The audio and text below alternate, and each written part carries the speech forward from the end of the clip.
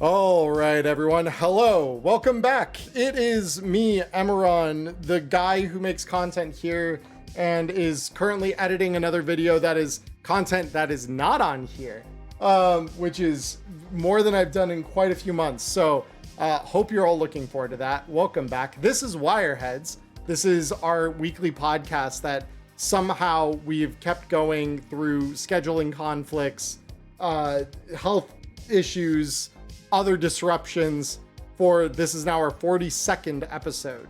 And of course, joining me as always is my co-host.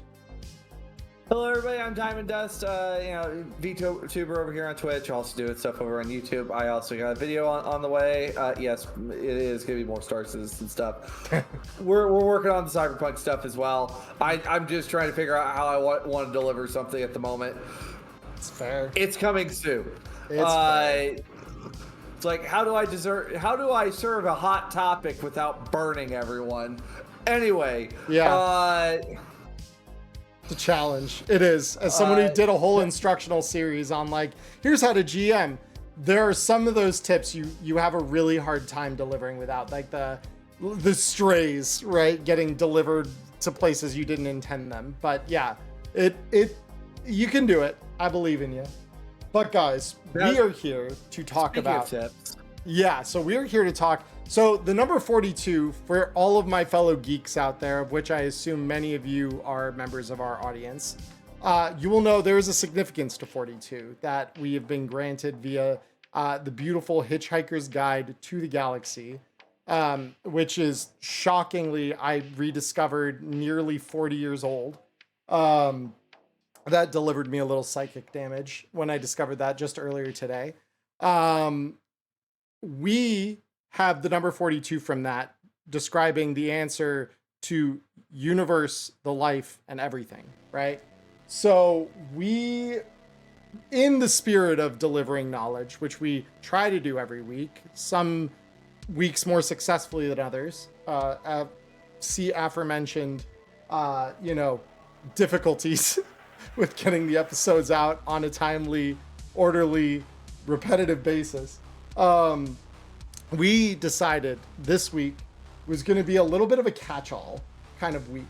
And we wanted to discuss and share and hear for any of you who are in our audience. And again, if you are listening to this on YouTube or on Spotify and you have some of these things that you would like to share with us, please feel free to do so. We will address them or bring them in during our Q&A segments or something in future episodes, so that way we can talk about them and opine and comment on them if they're not ones that we talk about today. Because I'm sure, Diamond, I'm sure you've got some unorthodox or unusual kind of GM tips or tricks that are up your sleeve. I know I've got a couple. Absolutely. That sit up mine. So that's what we're going to talk about. We're going to talk about kind of unusual or arcane GM knowledge that comes when you are really kind of long-lived as the GM at the table, or you are like one of us where you do it professionally, though I was doing it for a whole lot of years not making anything. So like there's a lot that I've kind of gained in my time, and not all of it is discussed pretty openly, I'd say, on the various like YouTube Shorts channels that I have followed. Some of it is a little more like, I wonder why we haven't heard that tip discussed or something like that.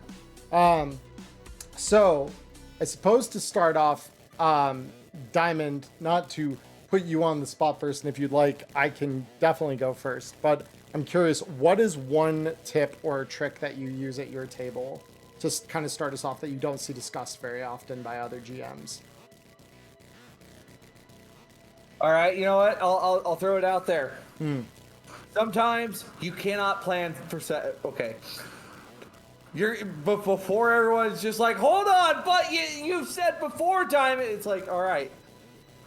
There's going to be a caveat to when I've said always be prepared for session. You be prepared for session, but you don't have to plan every session.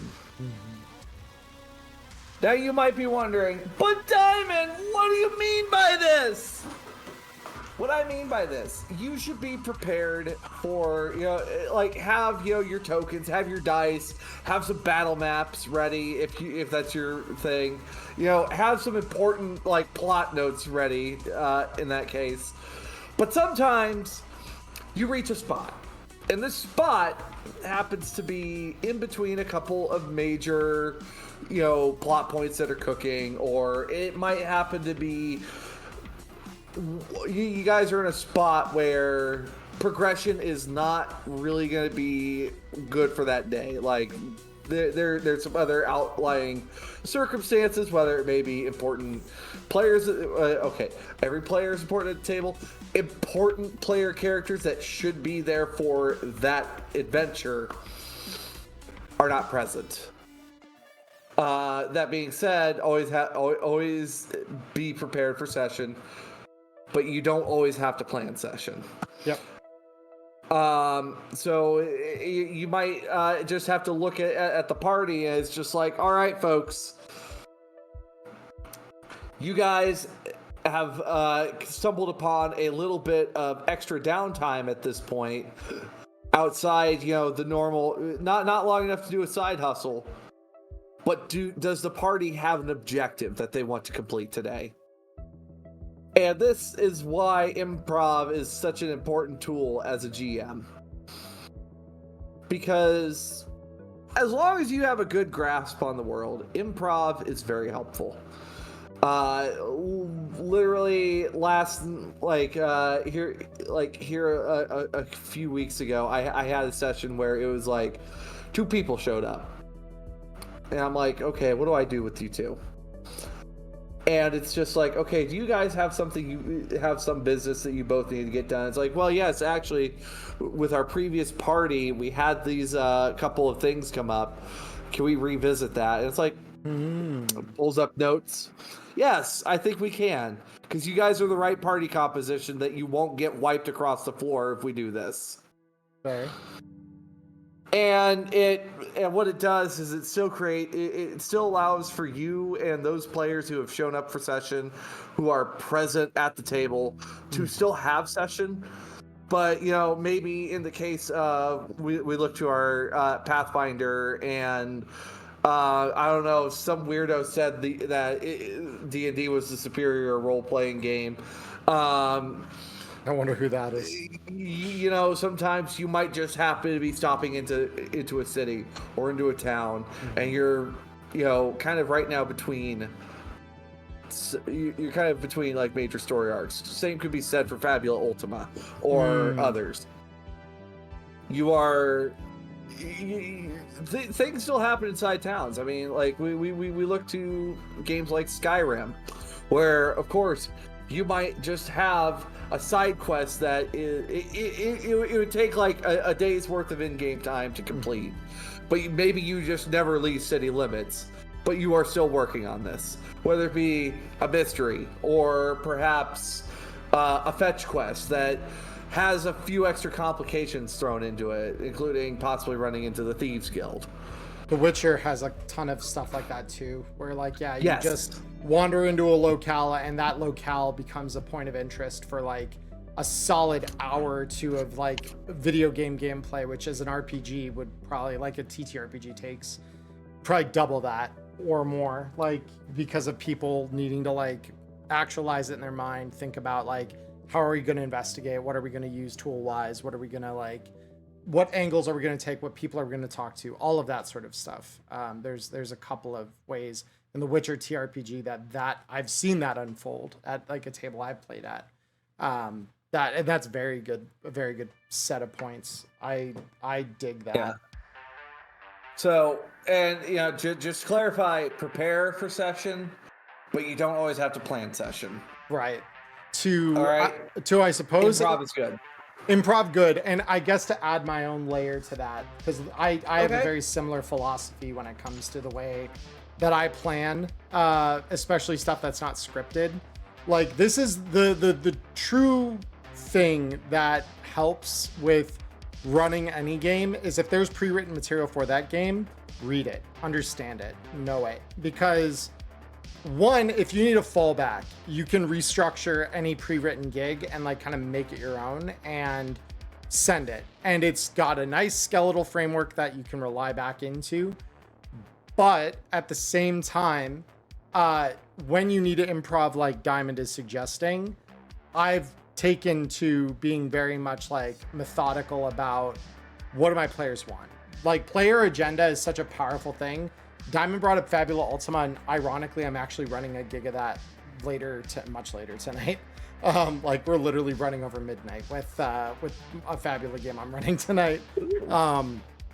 But it's going to be a fun one because that system is so narrative focused that players get a ton of direct influence over the plot to the degree that the GM normally in a game like Cyberpunk or Dungeons and Dragons or like any of those, the GM normally exerts all that influence. And so being able to leave the reins in your players' hands like that, even in a game where like you as the GM have the final say, is really, really useful, right? And it takes a little bit of the stress off your shoulders, and it ensures your players are getting very actively invested and engaged in the things that they're wanting to do, right? So along that same line, so this is one of my things that I have used this less myself, but I've been party to this a couple times, and I think it's really a useful tool that I first learned about through D&D, which is something called a vignette. Those of you who have played tabletop games that feature these sorts of things will probably already have an idea of what a vignette is, but maybe you know it not by the name. Maybe none of you have seen this before. Bottom line is, a vignette is where the GM takes the players into a scene, and the players might be playing their own characters, or they might be playing NPCs in a scene, right? And this is very helpful for delivering plot that the players may otherwise not be there to see, or if you really need like an extended exposition on one of the players. So like where I've seen this in Cyberpunk, my real life play group, our nomad was dealing with a crisis of character, right? He was a member of a Raffen Shiv group that were all air nomads, known as the Vultures. And so the Vultures were very much like, they're Raffen Shiv. They are come in, steal what they need, don't give a fuck about who they hurt, burn it all to the ground if they need to, get away with what they need to survive, right? But then the players go through the events of staying vigilant, right? Our party went through that gig, which for those of you who know, there is an ending there where you meet up with another nomad who is very much an Aldecaldo, and therefore very much not at all about what the Raffen Shiv are about. And this leads to a moment where that nomad and our other player nomad had a small clash of ideals because she recognized the patch he was wearing as a Raffen patch. And so she asks him, what the hell, like, are you here to kill me? And he says, no, we've been hired to rescue you. She says, well, you are wearing the patch of my sworn enemies, so what are you? He says, right now I'm a guy with a job. And so we take her back to the camp where she belongs after rescuing her, and he has a heart-to-heart with Nomad Santiago, and like has this moment of like family is not stealing, family is not murdering with people, it's relying on people, it's trusting and loving people, it is building things rather than burning them down. And he has this whole crisis of faith suddenly in the life he's lived to this point of like, well, then what have I been living? And so we have this whole thing where it's a subplot within our overarching adventure.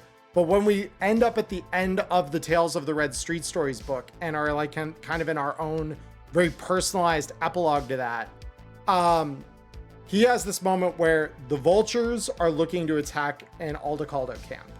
further from the city. And he knows the attack is coming. And he knows that if he sends some people in to this spot, we can cut them off at the pass. The problem is my character and our media, who are both at the table, we are both very badly injured from the last mission we were on, and he was not. So we're resting. We can't afford to go with him on this. So our GM, in what I think is very smart, and you need a specific, I will say this won't work for every table. You do need a more specific group of people who are kind of open to rolling with the punches to do this.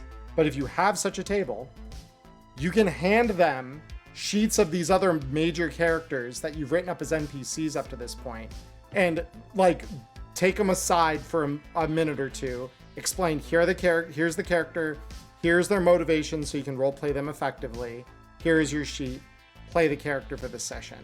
And like, you as that character are very low stakes unless you care about that character, because now you will have an incentive, if you do, to keep them alive, right? But otherwise, you're role-playing them like you've watched the GM role-play them throughout the rest of the campaign. And you get to get invested in what would be normally a very one-sided conflict on behalf of one of the members of your party. And it's really cool because it allows the party to experience and share in that story without disenfranchising the players whose characters cannot be there for one reason or another. It's also a good way to, as Diamond was just describing, run a session with fewer players than you were planning on. Because now you can, in addition to their own characters for the combats, you can give each of those 2 players that you actually have at the table, give them each a major NPC that's involved. And now you've got 4 active participants and are able to do bigger things without the need for the things to feel imbalanced against the players, or you as the GM doing everything on your side of the table, which is not good for player investment and like energy level around a table. If you're doing that for multiple hours or whatever. So that's one of those things that I think vignettes are such a powerful tool because they give players more stakes than they otherwise would in scenes where those things are very, leaned toward one player and their outcomes and things like that. It's very, very useful as a tool, and I think more GMs should be using them. If you have a table that's receptive to it. Because some players, obviously, I know are much more like, but I want to talk about my character. And it's like, cool, but like, this is not the sort of thing we can wrap in a single kind of a side thing, right? Where they just go out and do a thing. It's a full-on op. It's a war that they're essentially fighting. So like, I'm not going to leave you out of it while we do that. This is the way for me to make you part of it, if only secondarily. Because have you ever used vignettes like that at your table, Diamond? I actually haven't. Not often. I have in I have it like a couple of Pathfinder games, but that was, I think, to the extent of it. Sure. It wasn't something vignette is something that I really haven't picked up too nicely on yet. Partially just because I am more focused on like the now, especially in Cyberpunk Red. Sure. Where you are right now. Yeah. Because they say sometimes, it doesn't matter. Like the past doesn't matter. It's now. Well, and you can vignette the present too, where it's like just the cutaway True. to what the other person's doing. That's what happened with us. Well, yeah. Okay, yeah, cutaway. Yes, that I've seen that as well. Now that I'm thinking about it. Yeah. I guess I always just refer to it as B-roll. It's fair in my case. Where Group A is doing this, Group B is doing that. Mm-hmm. But it usually my parties don't split too often to the point that it's not happening. Sure. A lot. Yeah, like it's definitely not a common thing. I won't say that this is something that should even be happening more than maybe 1 or 2 times throughout an entire campaign. But in those moments when you, the GM, know, like, okay, this one character has some deep plot threads that do need resolving, and I've been building up to them, and the other player characters may not care as deeply about the conflict that they need to go after. This is the way that you can kind of still involve the whole table in what would be a fairly one-sided story, if that ever does happen, or if indeed the players that are like, man, I'd love to have my character be part of this, but like they're sitting at single-digit hit points and they need like a week to like bring that back, and I can't afford to send them out on this op in the time frame that they'd need to go out on it. And so this is a way to like make the balance make sense, essentially. Okay. Yeah. That's how I've seen it used. And I think it's like definitely a tactic I think most GMs don't think about, right? They don't consider, like, because in some minds, and to some players, this may seem like, well, why does player A get all of the spotlight time if we're going to do that? And it's like, that's why I say it's not going to work at every table. It may not even work at most tables. But for the tables where you all really have like a deep connection with each other, like my real life play group and I tend to have, where we all trust each other and we all rely on, like, you know, you're not going to hog the whole spotlight because you want to hog the spotlight. We all agree this is an important story that needs telling and resolution. We'll all hop on and make it happen, because then it's more of your kind of collectively improv acting, kind of to your point. Like, and it helps that group is full of like, we all GM, right? All of us GM separate games on one way or another. So like all of us have sat in that seat before. We all understand why that's important. So like we have a set of values that I don't know too many other tables that share it quite that way, because of just how many GMs are in that one group that we just are like, yeah, like we can split up the storytelling today. Like that's totally cool. This is basically what it is. It's distributed processing of the story. And it's kind of beautiful when it comes together well, you know? But yeah, so that's kind of my first unorthodox GM tip. So have you got another one, Diamond? So I've had this since before discovering it, like before discovering Blade Runner. I didn't really actually have a name for it outside, you know, time pressure, Sure. which we also gain the clock in, you know, Cyberpunk Red as well. Yeah. Now, what do I mean by time pressure?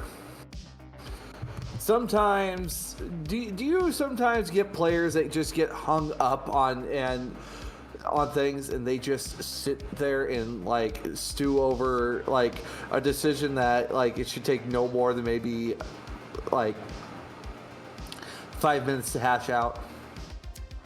Yeah, at times. I find if they're stewing like that, though, it's usually a pretty consequential decision and they want to make the right one. And I don't really blame them for it, but yeah, I have definitely seen that happen before. Now, I take that there,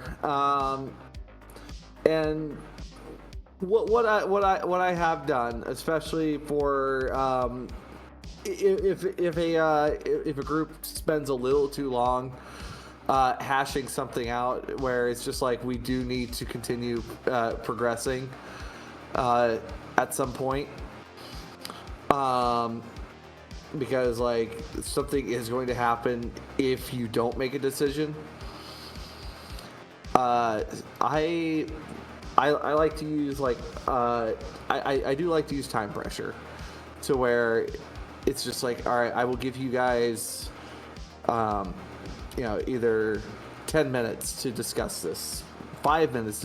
Actually, I think, doesn't the CEMK do 5 minutes to discuss what you're going to do with the yeah, with there's that one scene in particular that yeah they say set an actual timer, put it up where everyone can see it, and it's actual 5 minutes. This is your choice, this is your decisioning time, make your choices. Like, so I'll just look at these guys like, okay, all right. Well, I'm going to set a timer for 10 minutes. I will be right back. You guys have 10 minutes to, come to a conclusion. Mm-hmm.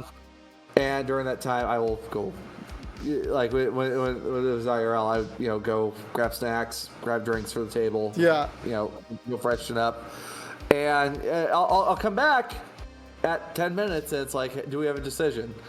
No? All right, so this happens. Yes? Right. All right, so you're taking this route. Yes, you're taking this route. Okay, this is what happens. Yeah. You basically put the RPG decision gauge up on the dialogue box and say, it's clicking down. Like. Now, the thing is, I understand that some tables are not going to like having IRL time pressure put on them, but this is really good for when you have some tables that when decisions need to be made, and it's like if it's a situation where if you don't make a decision, something will happen. Yep. This is a way to do it. Indecision is, or decision paralysis in a lot of cases can lead to a consequence then. That's cool. I love that idea. I've also, and to the wizards and the sorcerers and the clerics and other groups and other, 9th level spellcasters in our groups out there. I know I've had to do this for a couple of players because they will sit there, look through their spell book, just like, do I want this? No. Do I want this? It's like each turn takes 6 seconds. You need to know what you got. Right. You have 20 seconds to tell me exactly what you're doing. Right. Like, it's fair to take a minute or two to compare to, but you should be down to a 2 or 3 way decision tree by the time I come to you. Like, if you have questions, that's one thing. Yeah. But it's just like, you shouldn't have to re-examine the whole menu and figure out what you're ordering for that round of combat, so to speak. Yeah, it's just like we've gone through 6 enemies, 5 other players, and now we're back to you. Right. What are you doing? Well, especially in an action-heavy game, like Cyberpunk is quick enough that I could understand, but Cyberpunk also has like a far slimmer menu to choose from, in fairness as well, where it's like, that's true. You don't wind up with the same decision paralysis that's present in a lot of fantasy RPGs, solely because Cyberpunk's action economy is so much more slimmed down by comparison. You don't have bonus actions, you don't have free actions, you don't have all that bogging you down from pretty much any roles. Like, there's a handful, crying is a free action. Netrunners are maybe the only one that might run into that. Yeah, crying is a free action. It's a great reminder. Thank you. But no, Netrunners are like the one because they have the most action economy for what they can do in a network on a turn. But even they have a pretty slim array of like, all right, do I go down? Do I scan ahead? Do I do this or that? Like, they've got a few choices to make, but they're still pretty quick choices once you've landed on a line. I've noticed with Netrunners, like each one will, get their method figured out. Like, for me, I tend to take my time working my way through a net architecture. Yeah. Whereas we have Nyla. Yeah. Just go. Nyla's I would like to slide. Yeah. Slide, please. Nyla's literally my kind of netrunner. That's the way I tend to play. I played a little bit reckless at times where it's like, I know I've got like one objective. It doesn't matter. All the other shiny toys, whatever on the sides as I'm whizzing down, does not matter. I've got one objective in that net. I'm heading to play the objective. And if I can't play the objective, then I will deal with the consequences of doing that. But I play a little more reckless and I build my decks to allow for that line. But yeah, it's almost like when you are building a Netrunner cyber deck, you're almost building a deck like you would in a trading card game, where you're like, yep, are you playing control? Are you playing aggro? Are you playing tempo? Like, what are you doing here? Wow, it's sort of like Netrunner was based off of a TCG from like the late 90s. Yeah, well, not even late. It was or 80s, early 90s. I think it was, even the 80s. Yeah, because 87 is when Cyberpunk View from the Edge came out. 2013. That's when the black box for Cyberpunk came out. So yeah, 87 would have been And well, no, Android Netrunner is what came later. That was the Fantasy Flight version, I think. Netrunner as a card game was the way that netrunning worked until 2020. And then they came up with all kinds of fancy conversion guides for, hey, kids, do you play Netrunner? Do you want to convert your deck into actions in the game? Here's how you do it. And nowadays we just have Netrunning decks like this that you can buy. And I've got the old one. It's come full circle. Yeah. It's come full circle. From cards to cards. And wow. But they're totally different. Like one of these days, and we've been talking about the hypothetical of this chat for a while, obviously, but Diamond and I will occupy similar geographic space very soon. What we need to get our hands on, Diamond, is there is a company, I believe it's Nisei is the name of them now, that actually make a CCG Netrunner game based on the original rules from way back. Like the license went from WotC to Fantasy Flight to Nisei now. And Nisei's decks are print to order off of drive-through cards. So you can get the CCG in a print to order kind of thing. Which I'm like, sounds like a good time. I would love to try it sometime. I've been wanting to try it since I learned about it like 5 years ago. So let's see what but like when it comes to time pressure, do you have anything that what are the other things that I've done, especially for new players? Give them a quick ref sheet. Yep. That's so helpful. Action quick ref sheets are very helpful. And I think that like the newer, like the, what do they call them? The folio edge runner sheets that they gave us what was that? September, I think, of July 24. Was it July? Was that before? It was a month before Gen Con. Oh shit. Okay. Wow. Time flies. Oh yeah. That's crazy. But yeah, those folio character sheets, I think, do a really good job of helping a little with that. Because they have so many things that are just like, here's your knowledge base, like designing the ranges for your weapon and the DVs to beat onto the sheet itself. So that like, sure that in the writing, that takes you a little longer when you first write the sheet out. But the moment you have that written, it's there forever. Like you never have to struggle with it again. I almost wonder if that's part of why, like when we got Red Mist, we started getting unique range tables from the long-barreled, very heavy pistol that we got in that. Because now they don't need to worry about it being part of a common reference that we all cycle back to in the core rulebook or whatever.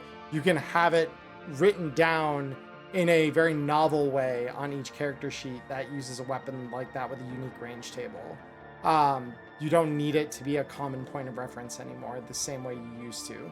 So like, it's a useful way to make that now more standard part of a character sheet useful, which is, I think that's really neat. So yeah, but I agree with you. When I was learning The Witcher, our GM printed out a whole load of like, it was a one pager that someone on Reddit had made, defining like, here are all the actions you could take in a combat round. Here's how they work.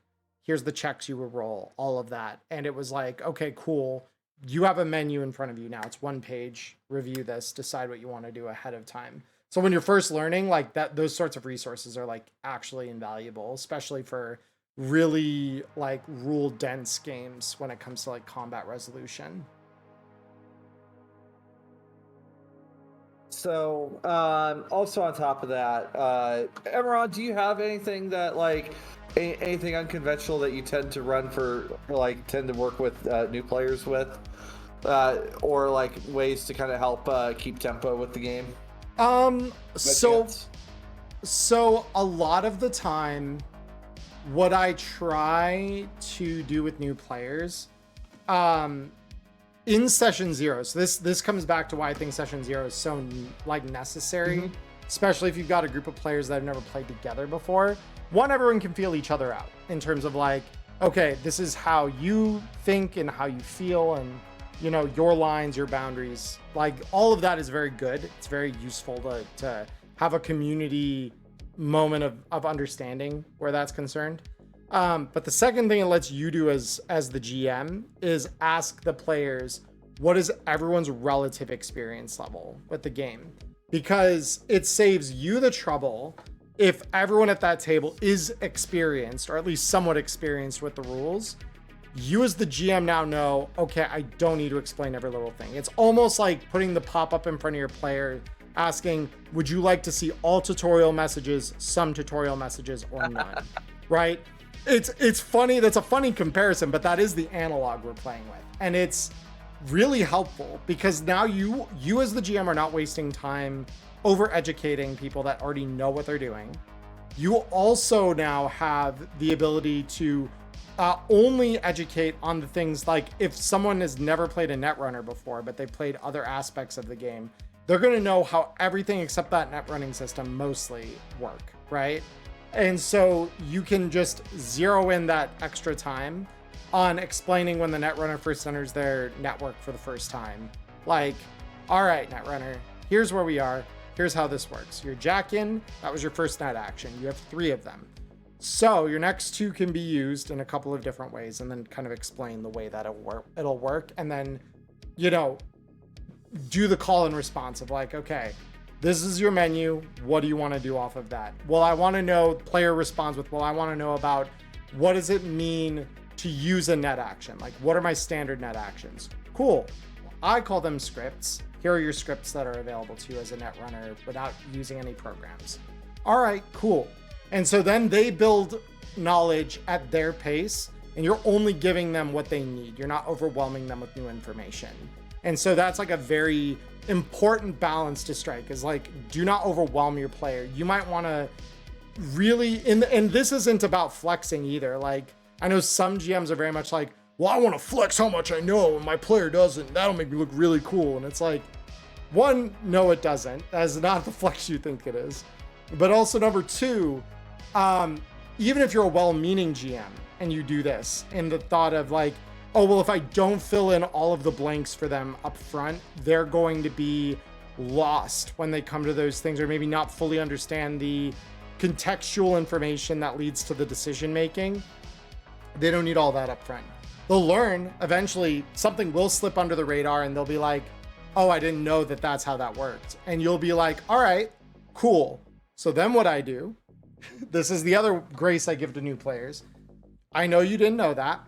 So here's the decision point where that would have changed, right? Assuming it's easily reversible. We, in the trading card game community, we call it a reversible game state. In other words, before you took this line of actions, could you, by reversing 1 or 2 game actions, fully reset without over influencing the things that have happened since, or without the knowledge that you gained since you took your actions and your opponent took theirs?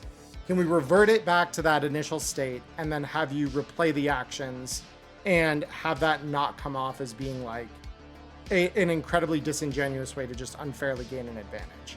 Like, if the game state is easily reversible, like, oh, I wouldn't have taken this action 1 or 2 actions back had I known that this is how the end result would work, then we, you know, if you, the GM, see that coming, you can forewarn them. But if you don't, and they take a line and they're like, oh shit, I didn't realize that that's how that worked, can we reverse that? I'm always inclined to say, all right, new player, this is your first time, so I will give it back to you. This is your gimme, right? In the future, though, that is how that works, and I will not give you the gimme next time. But that is, now you know. So you've learned. We'll repeat the actions. You take the ones that actually lead to the end result you want, especially if it's easily reversible. If it's easily reversible, be like, oh yeah, of course, you would have known, in the character, you would have known, like, this is how you do that. So you just do this instead of whatever we did just resolve or whatever. That is the other thing I'll do for them on any aspect of the table. Net running, regular combat, whatever. Is like, if you don't know that that's how a rule works, and it's reversible within 1 to 2 rolls, we can be like, all right, wipe the slate, revert 2 actions or whatever. We're gonna like play it out this way and see how that resolves. And that is gonna actually lean you into the end result you were trying to get. I just didn't realize that that's what you're aiming for. Which is typically why I wouldn't give them the forewarning, is I just didn't see that that was where they were going. So yeah, that's another thing. If you're teaching a new player, don't overwhelm them with new information, and also be willing to give them grace at least once if they didn't understand a rule or its contextual interaction with other rules, because you're the encyclopedia at the table more likely if you're the one who knows the most. They are not. They are not going to know. They're new, they're learning. So give them the opportunity to learn without penalty. That is my advice where that's concerned. Okay. Oh, Yeah. What else do I happen to have on hand here? I'm kind of looking. Yeah. So, something I like to do, and you know, it's kind of a mixed bag. Like, I will roll dice behind the screen. Mm-hmm. Rolling dice out in the open.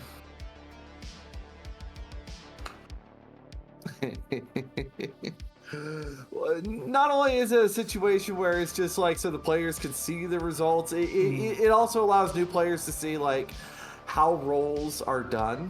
Sure. I've noticed, especially with some of my tables, where as soon as like unknown dice start getting rolled out in the open by the GM, it brings the focus back to the table. Yeah. If they were like yapping over each other, like arguing or anything, then you just go, Like, okay. why is the GM rolling? What's that? Very interesting, that result right there. Yeah, the moment I roll and I kind of give it the, all right, and just take the dice back and make a note on a scratch pad or something, that is the moment my players are like, what did he just do? What did you just do? Don't worry about it. Keep talking. They will not keep talking at that point. However, do not roll it without good purpose. Because if you just start doing that to try to do Pavlov's conditioning, I have immediately lost respect for GMs that do that. Pavlov's conditioning. I'm very, very mindful about when I'm rolling behind a screen and when I'm rolling in front of it. Quite honestly, I prefer to roll out in the open where my players can see the rolls that I'm making. If ever I'm rolling behind a screen, it is only because it's knowledge they can't have. Because it's either an enemy stealth check like that they should not be aware of the end result of, or it's a situation where like the knowledge of what I'm rolling wouldn't be entirely clear to them. But if it's open knowledge that like, okay, the enemies are shooting at you, here's what they rolled. Like, I don't, and some of my players, especially in VTT spaces, are like, they've said, Emmerron, you don't need to roll that in the open. Like, we know there's skill base or whatever. And I'm like, what does that matter? Does it matter you know what their skill base is? I don't think so. Like, is it going to change what you do in response? Maybe, maybe not. Bottom line is now you know they're a threat. And that is exactly how you'd establish it in the universe. They're a threat to you.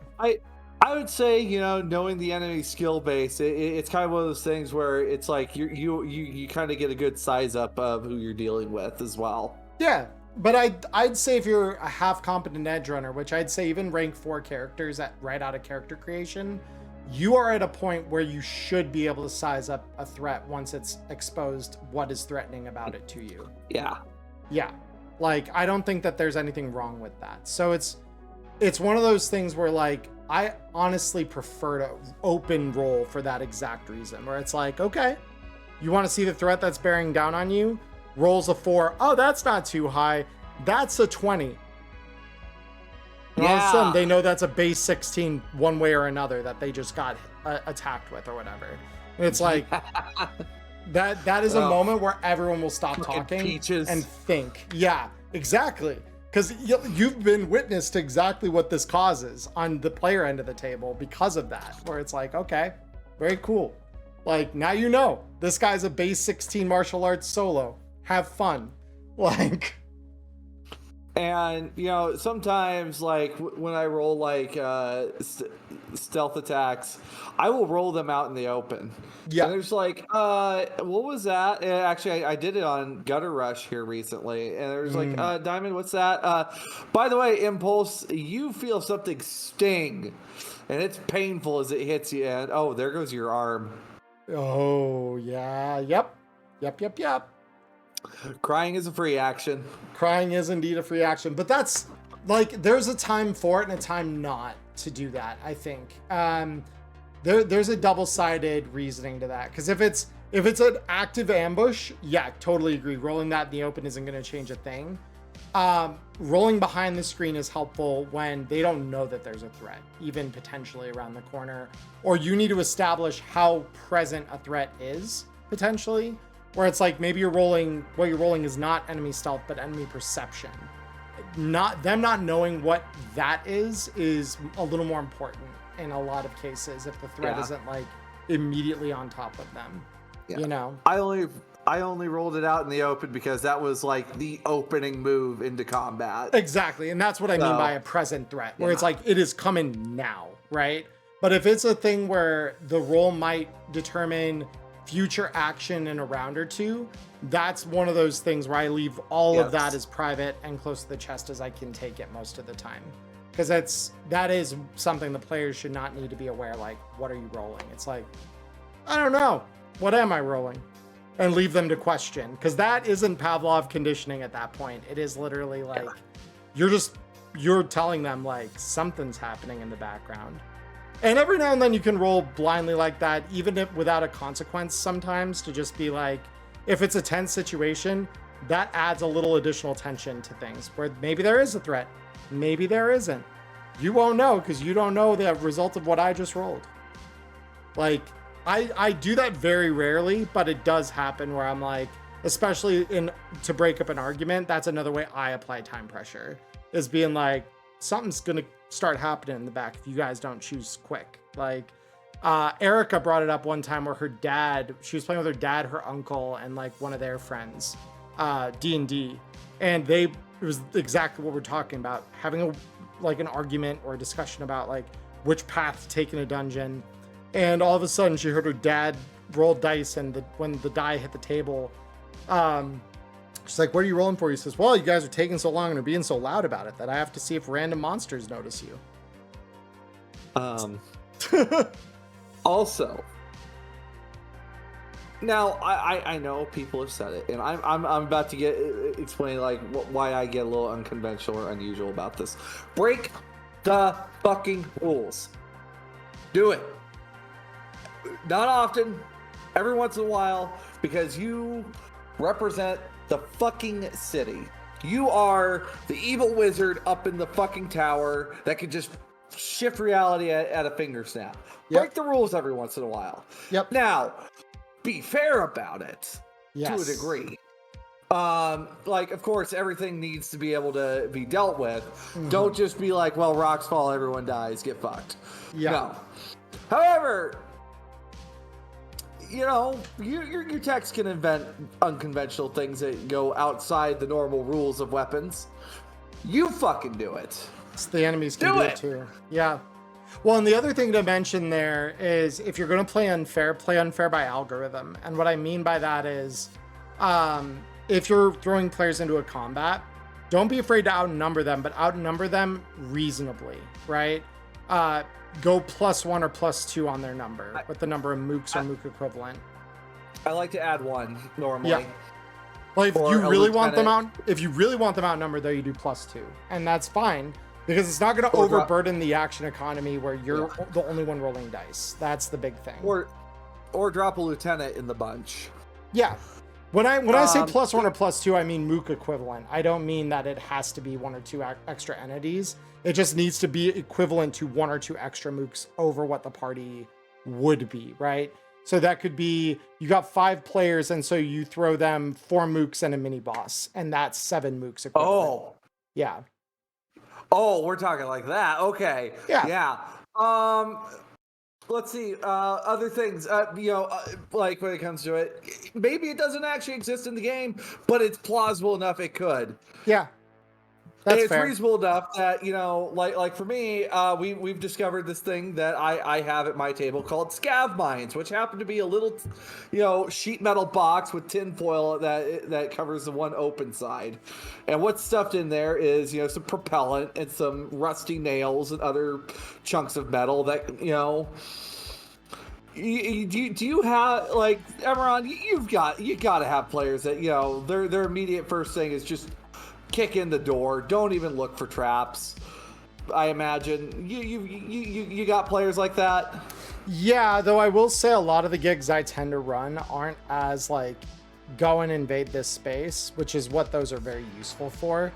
A lot of the time it's more methodical. Like there's an investigation. Like sure, you might end up having to hunt somebody at the end of it all, but it's not.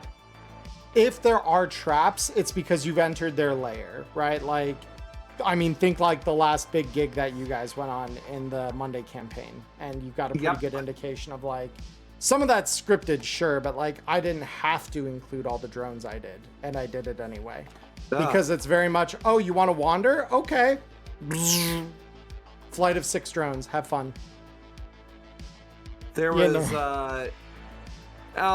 you know, yeah. So like, sure, yeah. Their scav mines cost about $20 to make. Yeah.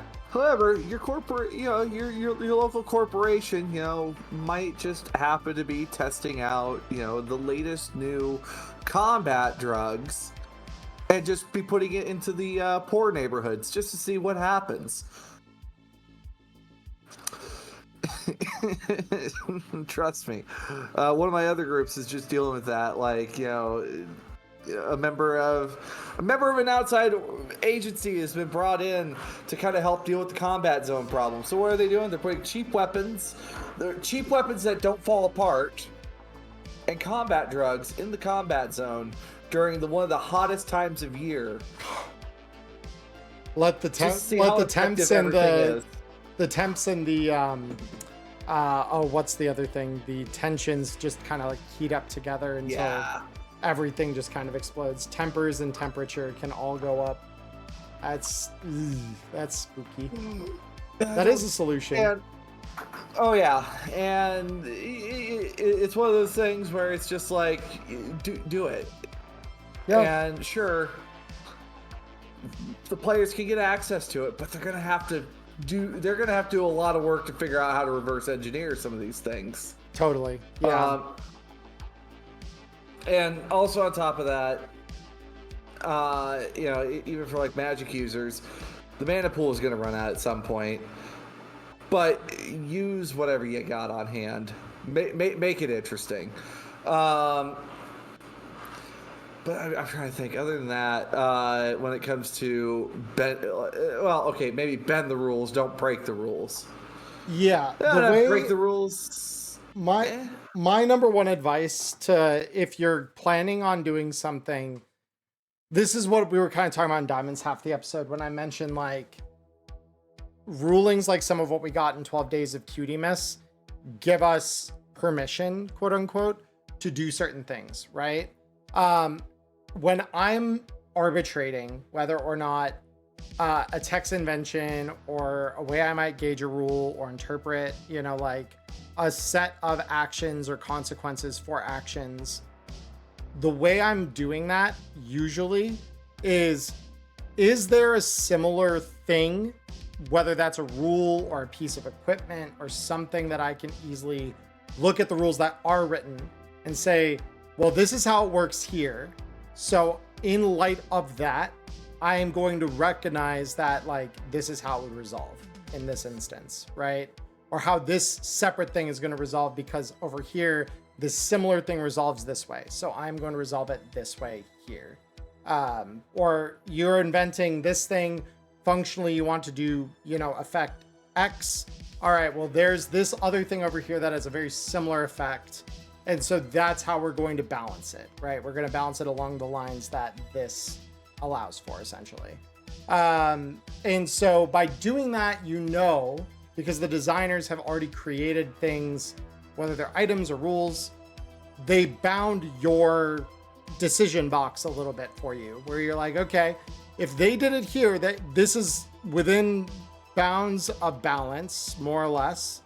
So we know that if this is in bounds of balance, what I do, if I stick to this as kind of a rule standard, I'm not going to fall outside of the balance too far to the point that I can't nudge it back in one way or the other if it becomes too much.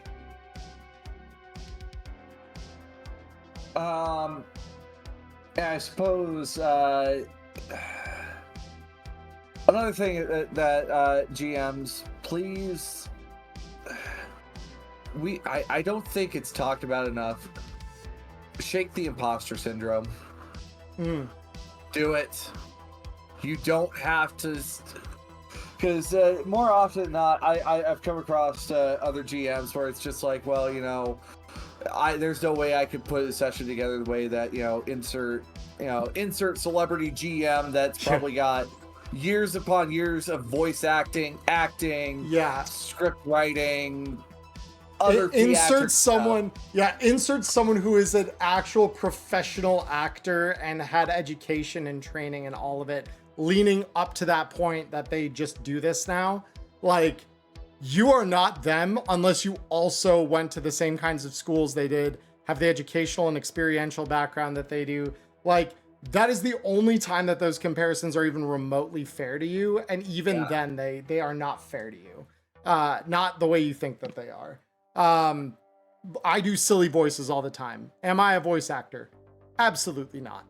At least not. No one's called me to hire me, but if, just in case it needs to be said, if you're looking for a VA and you think that my vocal talents are up to snuff, I mean, I'm willing to do exactly what Diamond's suggesting and shake the imposter syndrome. So give me a call, send me an email.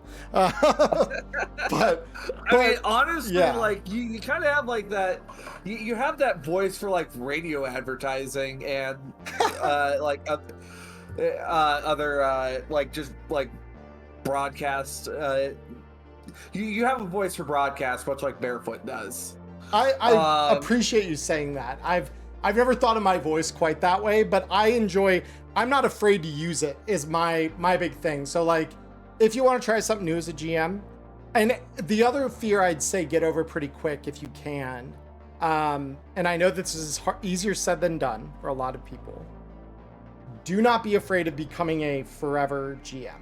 Forever GMs, one, don't really exist in the proper sense unless you really have no one else in your circle that ever wants to try GMing. But two, depending on your game of choice, it's also probably not as constraining, right? Not every TTRPG, like we talk about Cyberpunk Red on this podcast as the mainstay, right? But Prepper Jack awaits Philda becoming Night City leading radio broadcaster. Dude, it's if I told Haven that, because Philda was Haven's character to begin with. If I told him that, okay, all right. Yeah, now you understand. Yeah. So, all right. But what I'll say is this: depending on your game of choice, D&D is one that I find more often than not, unless you are doing a lot in your role as the GM, to be a very active participant as NPCs. Like if you have a very active roster of NPCs in your adventures and stuff, you might get the same feeling that a player does when you play. D&D is a poor example, though, in my opinion, of a game that really engages the GM in a way that makes the playing field feel relatively even in terms of energy expended. Just because D&D, more than a lot of games, does require the GM to put in a lot of work. It does require that you build a dungeon, that you build adversaries, that you balance the encounter mostly fairly, or at least try to. When the systems break down, you're the ones that gets blamed for it by the players, or you feel bad because like, oh, well, this was supposed to be a giant climactic challenge and you walked all over it. And like, that doesn't feel good. That feels way less good if you're always in that position, as opposed to like Cyberpunk, which is, again, challenge designed by algorithm. You have X number of players, you need X number of Mook equivalent to fight those players fairly. And in balancing those scales, this is what my next video is on, by the way, just in case it needs saying. balancing those scales fairly or imbalancing them in a way that still is mostly fair to your players is part of why Cyberpunk, in my opinion, is a really great system to GM, because it requires none of your mental capacity to make that scale tip the right way you want it to. And it never feels like you are not an active participant at that table.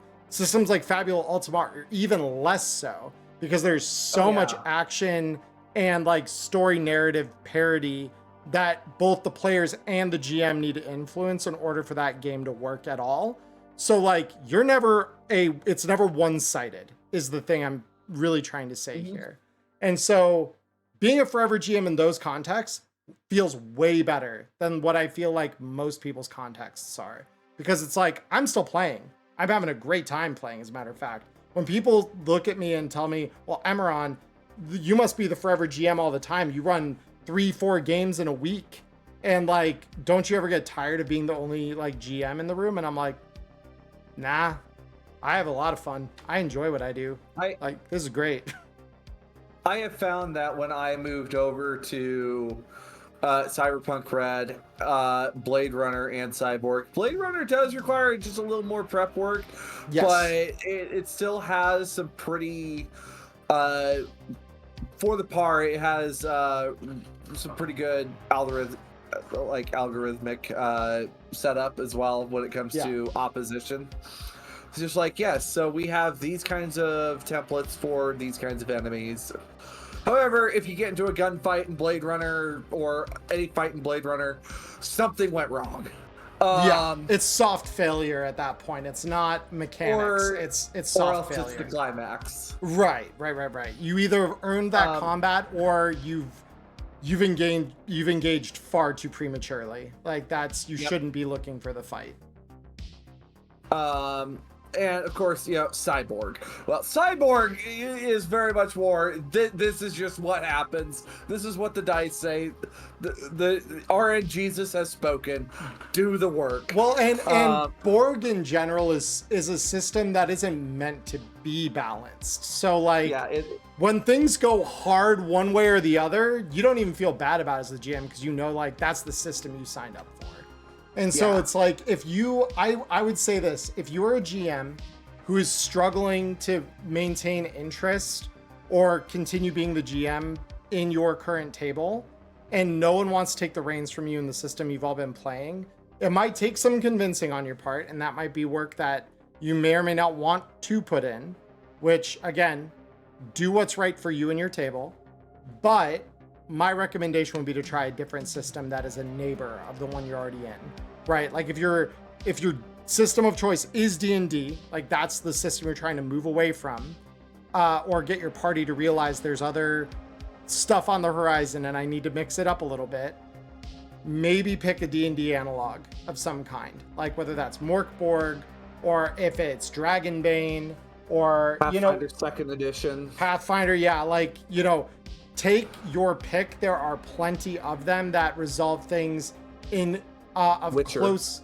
Witcher might be a little much. I will say, if I were encouraging players off of 5th Ed D&D into another system, Witcher is not one that I'd necessarily recommend that they try first. If anything, the cycle I'd push someone through, if I wanted to do as little work as possible to convince my players this is a good time, the first shove I'd give them is to Dragonbane. If they're receptive, if they're receptive to it, I might push them as far as Morkborg, right? And if I can get them to Morkborg, I can get them to Cyborg. And once I've gotten them through Cyborg, we go to Cyberpunk Red. And once they've seen what Interlock looks like in Red, then we might attempt Witcher. But you've got to progress them through that state. And in the meanwhile, you're going to be experiencing all these new systems that's going to be fresh as hell for you as the GM. It's going to feel awesome. Of course. We have Shadow Scar as well. We do. Speaking of which, in that announcement, core rulebook is somewhere off in the horizon here. It's starting to pop up over the horizon. What announcement? Did I miss an announcement? It was just announcing the drive-through RPG sale that was going on.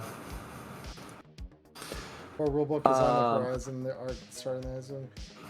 Okay, I missed that second half of the announcement earlier. I saw that announcement earlier. I was like, oh, it's just a sale ending. It's fine. I was also only half awake at the time. So like, oh yeah, understandable. And Yeah. I think Shadow Scar would also be a good spot to jump to as well. Yeah. Oh, that is something else. I know there are a lot of GMs that say, you know, hard focus into that system you really like.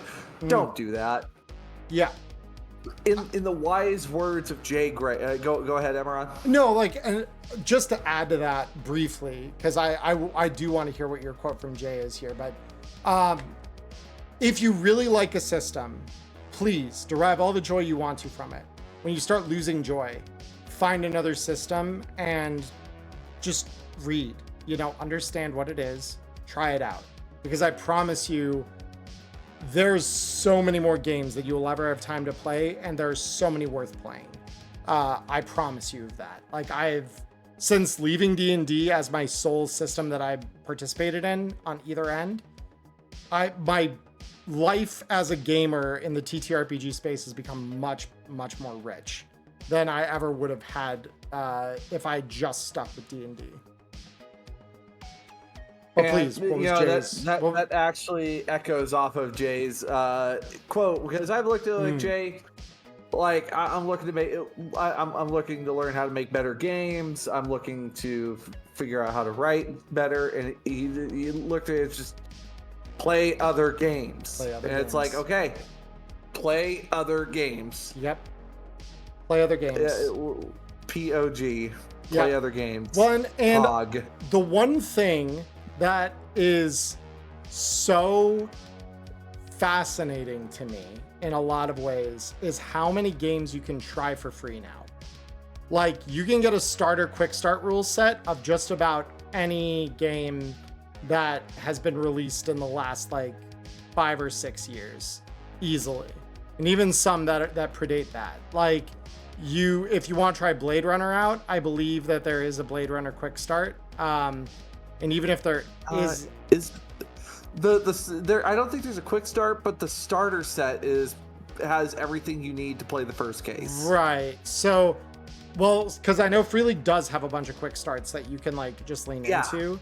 So like, for example, Dragon Bane, that one definitely has a quick start. It's got 2 now, I think, actually, because you can do either Rittermound or you can do the Sinking Tower. Both are really good. They're just different types of adventures. I came to Dragon Bane through Rittermound though, and I had a blast. Same. Like, Rittermound was a blast. So you look for quick starts, because then you don't have any money. And most all games, you'll be able to play with your standard polyhedral set or through like a bunch of D6s usually. And I'm trying to think like other quick starts I know off the top of my head. Of course, we had over here on Emmerron's channel, you know, Shadow Scar, Eyes in the Darkness. We've got Cyberpunk Red, easy mode. You know, easy mode. Witcher also has an easy mode, which is a single hunt. Yeah. There is Fabula Ultima. Is it Press Start? Press Start. I think is what it's called. Yeah, Press Start. Fabula Ultima Press Start has some pre-gens, and it does a really good job tutorializing the game in a very like methodical way. Trying to think what other games. Well, this is the big one that I always tell people about. Like, if you want a D&D analog that you can just get into full send as quick as possible, Morkborg, because Morkborg literally makes their entire core rulebook set free on their website through the bare bones edition. It's not even a quick start. It is the whole core rulebook minus art. So the only thing you don't get in that is most of the artwork. It still has like a title art. Everything else is just text. But if you just want to know what the system is and play around in it and play through like what was it? The something sludge. I think it's Rot Black Sludge or something like that is the adventure bundled with the core rules. You can do all of that without paying a dime. It's insane. And they've got so many useful tools on their website as well that like literally let you generate monsters, generate characters. Like, you could literally run Morkborg for free, in like full flavored Morkborg for free, and like only buy it once you're convinced. Cyborg, I don't think is a bare bones yet. I thought it did. Oh no. No. No. They've talked about potentially creating one for it. But once you've played Morkborg, if the dark fantasy of that is not your speed and cyberpunk of that same variety is, you already have the book you need to go buy them. And it's Cyborg. And there's like a very minor couple of changes that happen between the two rule sets. So if you understand Morkborg, you'll understand Cyborg within like a couple minutes of picking it up because the differences are very minor. A few hops over Death in Space. Yeah, Death in Space has a little bit more to it, but not too much. Not enough that it really feels foreign if you've done the other two. Yeah, I'm trying to think what other like free games I've RuneScape. The RuneScape TTRPG has a quick start. RuneScape has a TTRPG. It does. They gave away the quick start in Free RPG Day last year that Shadowscar had its release in. So, I missed it. Fuck. I've got a copy at my house. Like you'll be able to see it. Oh, I gotta see this. I'll show you because I showed my brother and because he was big into RuneScape. Like I never got super into it. My brother was big into it when we were kids, and so like I showed him. He's like, "Dude, I might just run a TTRPG now. Like this might be the thing I run." I'm like, "Jake, I want to see you run this. Please show us what it means to be RuneScape players." There's also Avatar Legends, the Avatar TTRPG. They have a quick start that you can pick up. Mm-hmm.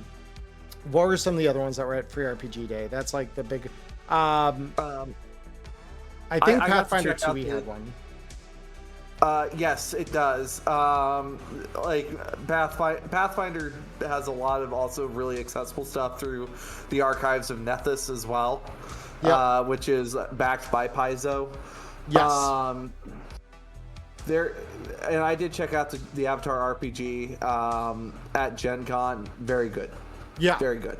I've seen nothing but good things about it, and several of my friends beautiful. actually picked the core rules up so that they could read over it. And like one of them was like, "Oh my god, I really want to run this," and I'm like, "Please let me know when you do, because I'll play." Like I've wanted to try it, I just haven't had the opportunity. Haven was actually the first one to bring that to my attention because he backed the Kickstarter. So like that's something where like for those of you who don't know, Haven is very into TTRPGs as well. He just does not do that content on his channel mostly, but like he and I became good friends because we have a lot of the same hobbies where that's concerned. And also on top of that, even like other games, like there might be concepts that you pull from other games that may introduce well as tools into here. One of the things that I used to do, especially because I had members that could not keep track of their gold.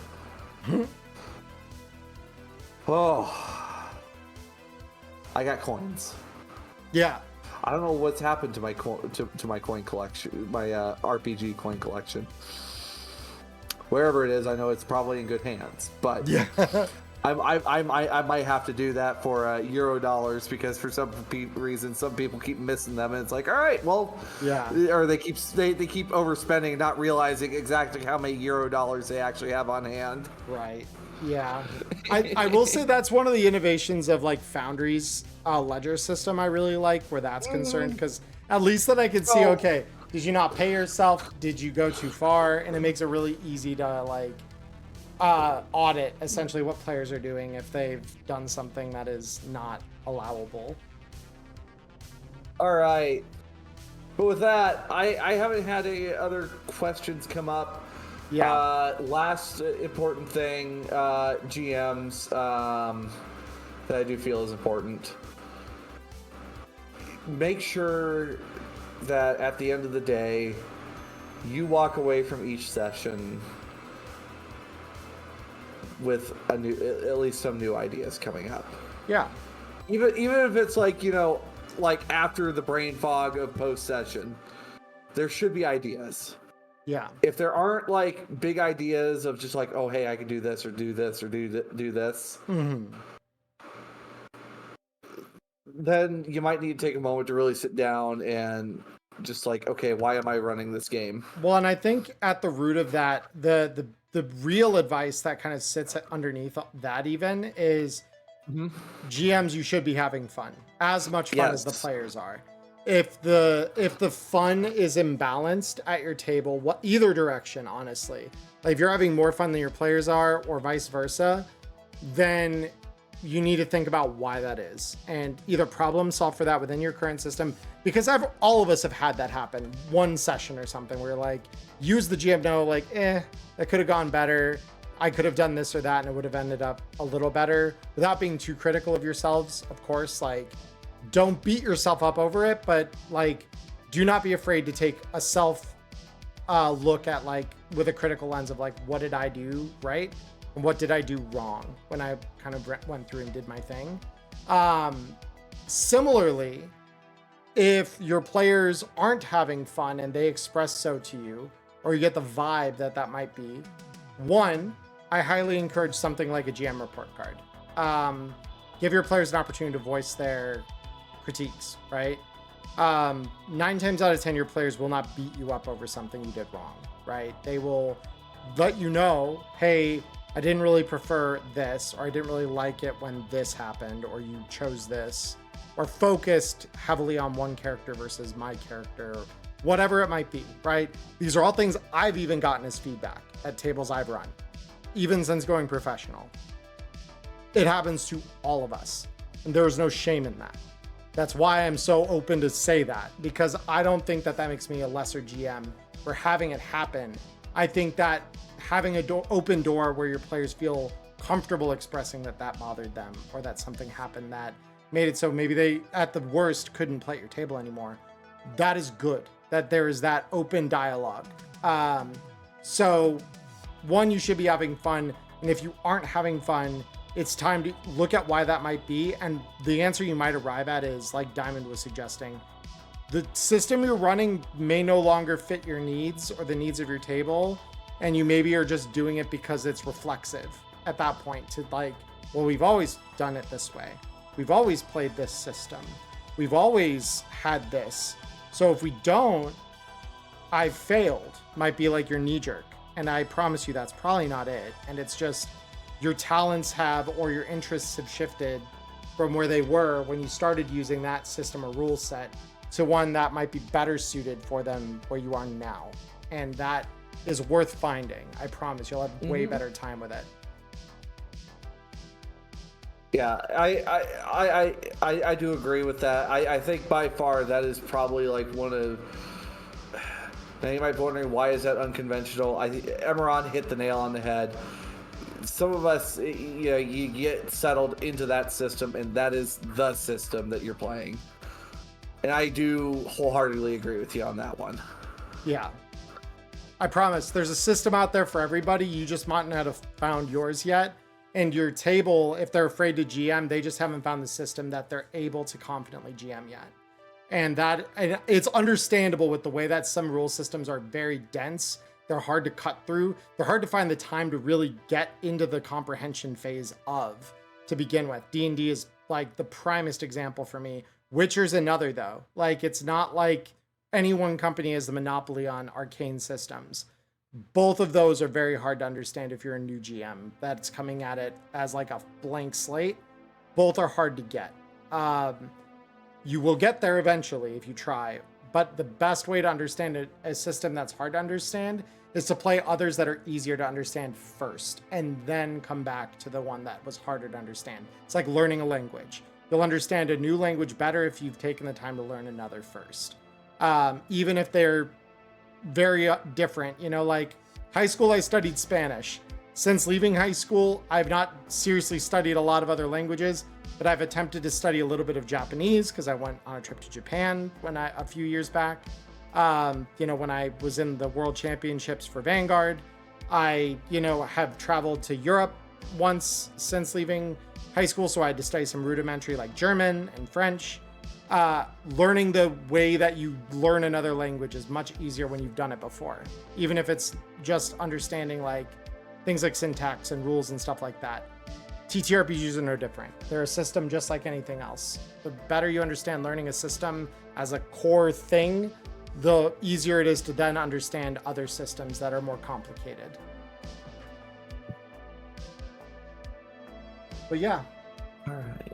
I think that kind of does it. We are well over time. We are 3 hours since I started streaming. Holy shit. It's an average stream length for me. Yeah, well, So, right. For Wireheads, it's yeah. long though. We normally keep these 2.5 hours. But yeah, there was also a lot of like productive sidebar discussion that came up during this episode. I agree. No, we took nice equal time. So, for those of you who are not here with us live, Spotify, YouTube, thank you all for taking the time to listen. If you've been with us since the beginning of the episode, for those of you on Spotify in particular where that's concerned, because you've listened to almost 3 hours of discussion, sidebar discussion, monologues, and tangents. So thank you for putting up with us and finding what we have to say valuable. We do appreciate you. For those of you who are on YouTube and have just listened to my half of tonight's episode, unlike normal episodes where we have a Q&A, this one maybe borrows a little less from our half episode level of discussion. However, I would still very much encourage you to go down into the description. There's a link to Diamond's half of the episode, which is the first half of tonight's episode, where we discussed the new DLC that came out last week for April Fool's Day, which is the 12 Days of Cutimus. We have a ton of our thoughts on that, the items within. I love nearly all of them deeply and think that they are definitely worth examining. And we definitely gave it examination there. So if you are part of these two audiences on Spotify or YouTube, and you do have the ability to watch us live ever, we are over on Twitch. You can visit either one of our channels. We stream them together every Thursday night at 4:30 Pacific, 6:30 Central, 7:30 Eastern. The GMT is, I think, -8 at this point. Midnight 30. Midnight 30 if you're on GMT. And you can figure out your time zone from the GMT. So, but for us this week, I am Emmerron. I'm Diamond Dust. It's all good. And it's been 3 hours. So we hope you all have a wonderful morning, evening, or afternoon, wherever you are in the world. Stay healthy, stay safe. And until next week, guys, where we're talking to Rob Barefoot, peace.